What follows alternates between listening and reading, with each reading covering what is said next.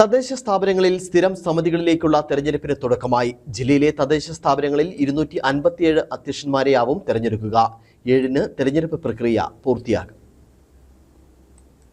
പുതിയതായി തെരഞ്ഞെടുക്കപ്പെട്ട തദ്ദേശ സ്ഥാപന ഭരണസമിതികളിൽ സ്റ്റാൻഡിംഗ് കമ്മിറ്റി തെരഞ്ഞെടുപ്പുകൾ ആരംഭിച്ചു. 7 വരെയാണ് തെരഞ്ഞെടുപ്പ് നടപടിക്രമങ്ങൾ നിശ്ചയിച്ചിരിക്കുന്നത്. ഗ്രാമ ബ്ലോക്ക് പഞ്ചായത്തുകളിൽ ധനകാര്യം, വികസനകാര്യം, ക്ഷേമകാര്യം, ആരോഗ്യ വിദ്യാഭ്യാസ കാര്യം എന്നിങ്ങനെ 4 സ്ഥിര സമിതികളും, ജില്ലാ പഞ്ചായത്തിൽ ധനകാര്യം, വികസനകാര്യം, പൊതുമരാമത്ത്, ആരോഗ്യ വിദ്യാഭ്യാസ കാര്യം, ക്ഷേമകാര്യം എന്നിങ്ങനെ 5 സ്ഥിര സമിതികളും രൂപീകരിക്കും. നഗരസഭകളിൽ ധനകാര്യം, വികസനകാര്യം, ക്ഷേമകാര്യം, ആരോഗ്യകാര്യം, മരാമത്ത്, വിദ്യാഭ്യാസ കായികം എന്നിങ്ങനെ 6 സ്ഥിര സമിതികളും ഉണ്ടാവും. തദ്ദേശ സ്ഥാപനങ്ങളിലെ എല്ലാ അംഗങ്ങളും ഏതെങ്കിലും ഒരു സ്ഥിര സമിതിയിൽ അംഗമായിരിക്കണമെന്നതാണ് വ്യവസ്ഥ. ഒരംഗം ഒരു കമ്മിറ്റിയിൽ മാത്രമേ അംഗമാകാനും പാടുള്ളൂ. തദ്ദേശ സ്ഥാപന അധ്യക്ഷനൊഴികെയുള്ള അംഗങ്ങൾ ഇത്തരത്തിൽ ഉൾപ്പെടും. ധനകാര്യ സ്ഥിര സമിതിയിലാണ് ഉപാധ്യക്ഷൻ ഉൾപ്പെടുക. ഈ കമ്മിറ്റിയുടെ അധ്യക്ഷ പദവിയും ഉപാധ്യക്ഷർക്കായിരിക്കും.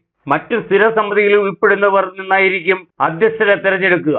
എല്ലാ സ്ഥിര സമിതിയിലും ഒരു സ്ഥാനം വനിതാ സംവരണമായിരിക്കും. ധനകാര്യ സ്ഥിര സമിതി അധ്യക്ഷയാകുന്നത് ബന്ധപ്പെട്ട് തദ്ദേശ സ്ഥാപന വൈസ് പ്രസിഡന്റ് വനിതയാണെങ്കിൽ കൂടി മറ്റൊരംഗത്തെ ഈ സമിതിയിൽ ഉൾപ്പെടുത്താം. എല്ലാ കമ്മിറ്റികളിലും ഒരു വനിത ഉൾപ്പെടണം എന്നതിനാൽ വനിതാ സംവരണ സ്ഥാനങ്ങളാവും ആദ്യം നികത്തുക. സ്ത്രീ സംവരണ സ്ഥാനത്തേക്ക് നാമനിർദ്ദേശം ലഭിക്കാത്തതുമൂലം അംഗത്തെ തെരഞ്ഞെടുക്കാൻ കഴിയാതെ വന്നാൽ വീണ്ടും യോഗം ചേർന്ന് സ്ത്രീ സംവരണ സ്ഥാനം നികത്തണം. സ്ഥിര സമിതിക്ക് ശേഷം പ്രത്യേകം നോട്ടീസ് നൽകിയാണ് അധ്യക്ഷരെ തെരഞ്ഞെടുക്കുക.